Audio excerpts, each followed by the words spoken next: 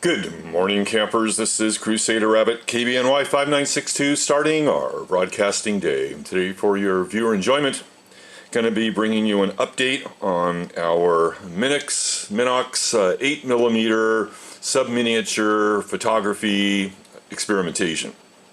Today, we went out and we took a roll of Minox ASA 125 film, and which you can see is dated July of 1970. It's supposed to be 36 exposures. We shot it through the camera. When you open up the camera, kind of slide it open, there's a little thumb deal there, and you can just take the canister and plop it in there. So, get the camera out of the way here. This is what the film came inside of this case. And then this opens up and you have like your little canister here. Now these little pieces of black tape here, those were around the sides of the canister, keeping the lids on. So I haven't seen anyone ever take one of these apart on cam, and I thought you might like to see it. Because I shot a roll of film, I developed it, and I used these developing reels from Film Stuff Labs, and it just slides right on these, and I can put it right in my Jobo tank. So it's I got them from Film Stuff Labs. I think it was $20 for one reel, and it was an additional reel was another $10. So I got 2 reels, and it was really easy to put on. The film just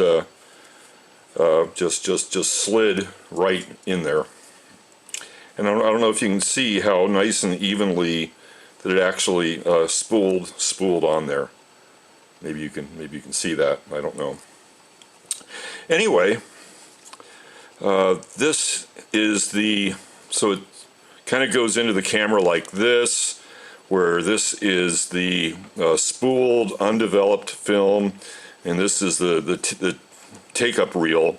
So when you wind the camera, the exposures go onto this reel, and we can take the and basically I didn't worry about opening the canister when I developed the film. I just kind of grabbed the film and pulled it all the way out of the canister, and it just freely came out of this end because there's nothing in there. And it's taped in on this end, and I just took a pair of scissors and cut it. So if I open up this side here, you can see that here's the top, and then keeps sticking to my fingers. There's the top, and there's like a little take-up reel in there. And then the film is taped onto the take-up reel, and that's where I cut it right there. The other end, which came out of this spool, I cut that off because it got kind of mangled when I was taking the film out of the canister.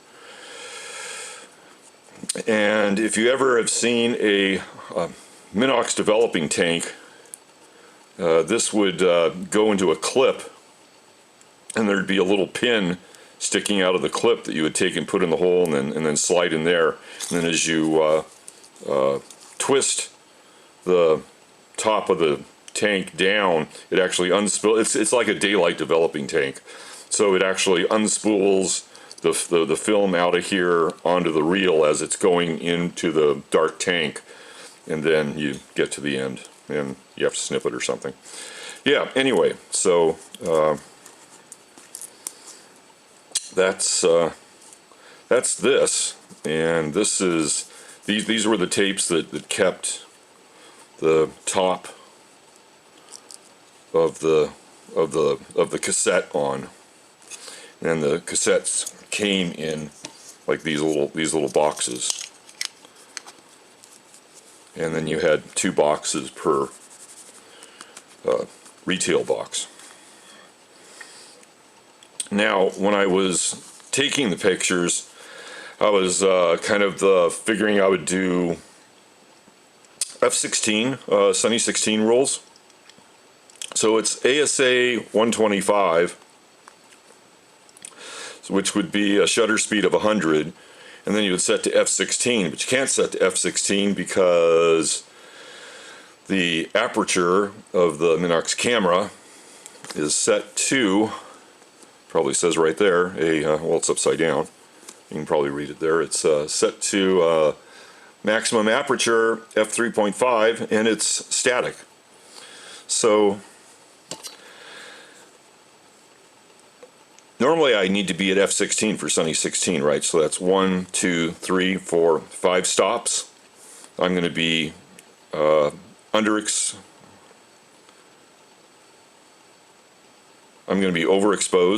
Because I would be 1, 2, 3, 4, 5 stops opening up. I'm going to be overexposed if I'm at shutter speed 100 and f3.5.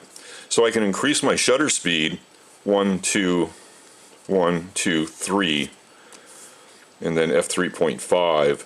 So I'm kind of overexposing 2 shots.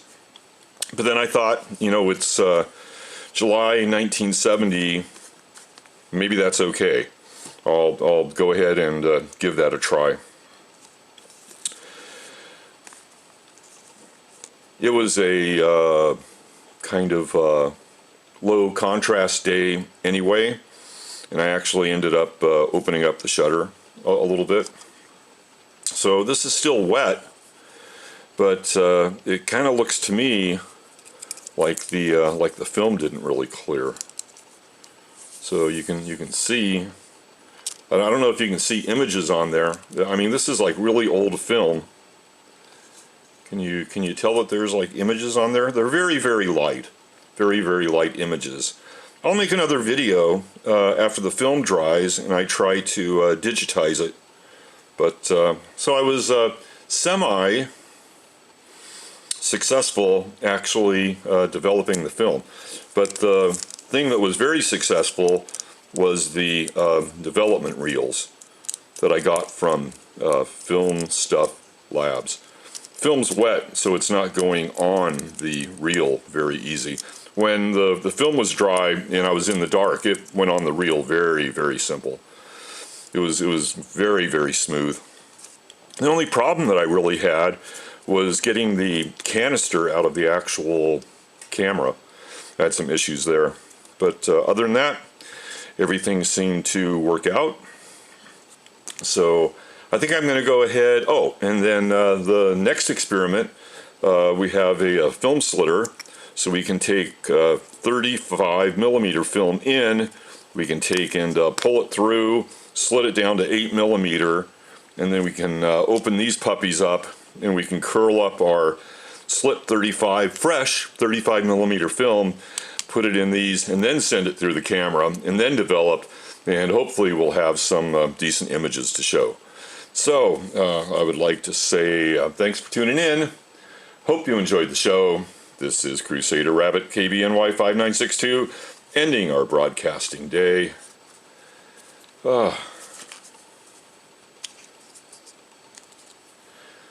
Good night, campers.